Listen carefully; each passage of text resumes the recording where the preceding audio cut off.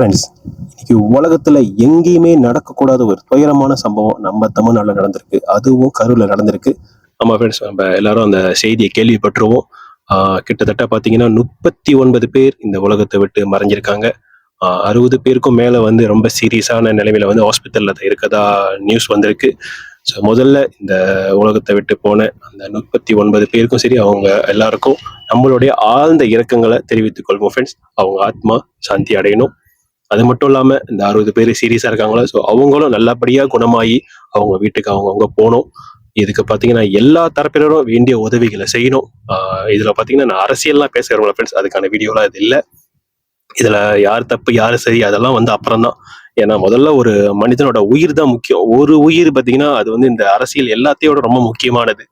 So அப்பேற்பட்ட உயிர்கள் இன்னைக்கு பிரிஞ்சிருக்குன்னா, ஸோ முதல்ல வந்து நம்ம மனிதாபிமானத்தை தான் பார்க்கணும். முதல்ல அந்த மக்கள் எல்லாம் சேஃபா இப்ப சீரியஸா இருக்கும் அட்லீஸ்ட் நம்ம காப்பாத்தி அவங்கள கண்டிப்பா அவங்க வீட்டுக்கு அனுப்பி வைக்கணும். அதுக்கு எல்லா தரப்பினரும் ஒத்துமையா வேலை செய்யணும். மக்களாகிய நாம்பளும் முடிஞ்ச அளவுக்கு அதுல நம்ம கவனம் செலுத்துவோம். அந்த அந்த உயிர்களை எப்படி காப்பாத்துறது, அவங்களுக்கு வேண்டிய எப்படி உதவிகளை செய்யறது, அதை பத்தி நம்ம யோசிப்போம். அதை பத்தி வேண்டிய உதவிகளை அரசுகளுக்கும் சரி, தாவேகா தரப்பினருக்கும் சரி, அவங்களுக்கு நம்ம வேண்டிய உதவிகளை செய்யணும். ஃப்ரெண்ட்ஸ், அது மட்டும் இல்லாம இந்த வீடியோல பாத்தீங்கன்னா நாம என்ன கத்துக்க முடியும், இந்த இன்சிடென்ட்ல இருந்து நாம என்ன கத்துக்க முடியும் அப்படின்றதே வந்து இந்த வீடியோல பார்க்க போறோம். இது ஒரு அவேர்னஸ் வீடியோ தான் ஃப்ரெண்ட்ஸ். வாங்க வீடியோக்குள்ள போயிருவோம். சாரி ஃப்ரெண்ட்ஸ், இன்னைக்கு லொகேஷன்லாம் பாத்தீங்கன்னா வேற இடத்துல இருக்கு. ஏன்னா இன்னைக்கு வீடியோ போற ஐடியாவே எனக்கு இல்ல. பட் இருந்தாலும் இந்த மாரி ஒரு செய்தி கேட்டுட்டு என்னால சும்மாவும் இருக்க முடியல. அவங்களுக்கு ஒரு ஆழ்ந்த இறக்கங்களை மறுபடியும் நம்ம தெரிவிச்சுக்குவோம். அவங்களுக்காக தான் இந்த வீடியோ. அது மட்டும் இல்லாம மக்களாகிய நாம இதுல இருந்து ஒரு பாடம் கத்துக்கிட்டுறது, இது உங்களுக்கு மட்டும் இல்ல, எனக்கும் சேர்த்துதான். நானும் ஒரு பாடத்தை படிச்சிருக்கோம். அதாவது இந்த மாரி கூட்டம் இல்ல ஃப்ரெண்ட்ஸ், அரசியல் கூட்டம் மட்டும் நான் சொல்ல வரல. எந்த கூட்டத்துக்கு போனாலும் சரி, ஒரு ஸ்போர்ட்ஸ் அந்த மாரி கூட்டமா இருக்கட்டும், இல்லைன்னா ஒரு இசை நிகழ்ச்சி, இல்ல மூவிஸ் இந்த மாரி கூட்டமா இருக்கட்டும். ஸோ எங்க போனாலும் நம்ம வந்து நம்மளை எப்படி பாதுகாத்துக்கிறது அப்படின்றத அந்த வீடியோல பார்க்க போறோம். ஸோ அதுல விஷயம் என்னன்னு கேட்டீங்கன்னா ஃப்ரெண்ட்ஸ், நம்ம முதல்ல ஒரு இடத்துக்கு போறோம், ஒரு கூட்டத்துக்கு போறோம் அப்படி முடிவாடிச்சுன்னா, முதல்ல பாருங்க அது என்ன மாரி கூட்டம், அது எவ்வளவு பெரிய கூட்டம், அதுக்கு நம்ம யாரெல்லாம் கூட்டு போனா சரியா இருக்குன்றத முதல்ல யோசிக்கணும். குறிப்பா குழந்தைகள், இந்த வயசானவங்கலாம் இருந்தா, ஸோ முதல்ல நம்ம ஒன்னுக்கு 2-3 தடவையாச்சும் யோசிக்கணும் ஃப்ரெண்ட்ஸ். ஏன்னா அது எவ்வளவு பெரிய கூட்டம் அப்படின்றது முதல்ல பார்க்கணும். அதை பொறுத்துதான் நம்மளோட பயணத்தை வந்து முடிவு செய்யணும். அதுக்கு அடுத்து என்னன்னு கேட்டீங்கன்னா, நம்மளோட சாப்பாடு, தண்ணி இது எல்லாமே ரொம்ப முக்கியம் ஃப்ரெண்ட்ஸ். ஏன்னா அங்க போயிட்டு மணிக்கணக்கா நம்ம நிக்க போறோம் பாருங்க. ஸோ முடிஞ்ச அளவுக்கு அது எல்லாத்தையும் ப்ரிப்பேர் பண்ணமா அப்படின்றத யோசிக்கணும். ப்ரிப்பேர் பண்ணிட்டு அப்புறம் தான் நம்மளோட பயணத்தை மேற்கொள்ளணும்.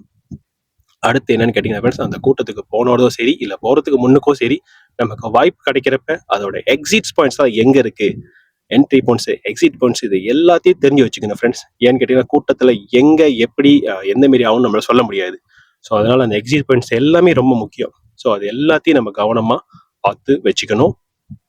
அடுத்து என்னன்னு கேட்டீங்கன்னா ஃப்ரெண்ட்ஸ், க்ரௌடு வந்து ஒருவேளை ரொம்ப அதிகமாயிருச்சு அப்படின்னா நம்ம உடனே எல்லாரும் பயத்திலேயோ இல்ல பதட்டத்திலேயோ ஓடக்கூடாது.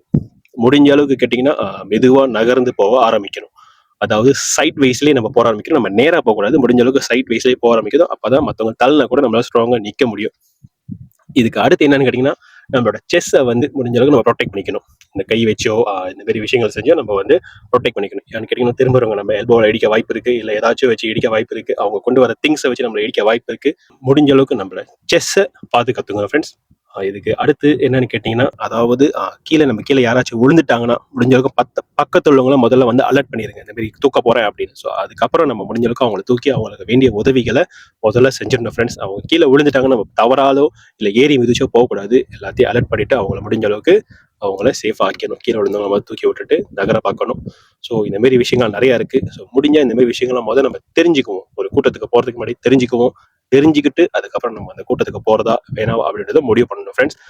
ஏன்னு கேட்டீங்கன்னா இது எல்லாத்துக்கும் ஒரு பாடம் தான். இது வந்து நம்ம எல்லாத்துக்கும் ஒரு செய்தி. ஆனா நடந்தவங்களுக்கு பாத்தீங்கன்னா ஒரு என்ன சொல்ற ஒரு மிகப்பெரிய சோகம். இது இனிமேலும் தவிர்க்கப்படணும். இந்த மாதிரி அனுபவம் வந்து யாருக்கும் கிடைக்கவும் கூடாது. ஒரு மிக மிக ஒரு சோகமான அனுபவம். ஸோ இது எல்லாரும் நம்ம தெரிஞ்சுக்கணும். தெரிஞ்சுக்கிட்டு அடுத்து எங்க போனாலும் நம்மளும் ரொம்ப அலர்ட்டா இருக்கணும். அதுக்காண்டி தான் இந்த வீடியோ ஃப்ரெண்ட்ஸ். அது மட்டும் இல்லாம அந்த மறைந்து போன அந்த உயிர்கள் எல்லாத்துக்கும் வந்து நம்மளோட மறுபடியும் ஆழ்ந்த இரக்கங்களும் அவங்க ஆத்மா சாந்தி அடையணும்னு சொல்லி நம்ம எல்லோரும் அந்த ஆண்டவனை வேண்டிக்கணும்.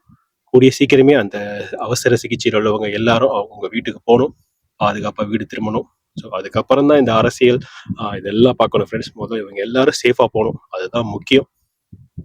அது மட்டும் இல்லாமல் ஃப்ரெண்ட்ஸ், நம்மளால் முடிஞ்ச உதவி எதுவாக இருந்தாலும் வேண்டிய நேரத்தில் அவங்களுக்கு தேவைப்பட்டால் கண்டிப்பாக நம்ம செய்யவும் பார்க்கணும். ஓகே ஃப்ரெண்ட்ஸ், என்னோட வீடியோ நோக்கம் அவ்வளோதான்.